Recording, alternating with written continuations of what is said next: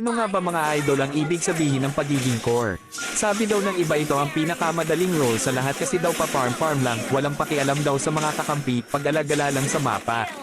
Pero alam nyo ba ang malungkot na katotohanan ng pagiging core user? Oo, pa-farm lang yan at pag-alagala sa mapa, pero di mo nararamdaman yung pressure na nararamdaman ng isang core lalo na kapag mayroong team fight sa isang objectives, na kapag hindi mo siya naretro o nakuha ay sayo lahat isisisi, yung tipong kapag hindi mo nakuha ang turtle at ang lord at di mo nadala yung laro nyo ay bobo na yung tingin sayo.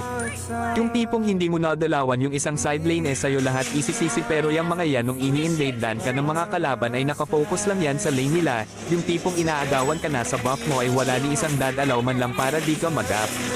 Kaya wag nyo munang husgahan ng isang core user kung alam yung may pagkukulang din kayo.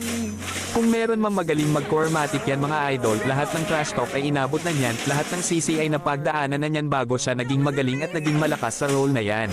Kaya wag na wag mong sasabihin na ang dali-dali lang mag-core, tingnan mo muna sarili mo kung saan ka nagkulang bago ka humusga.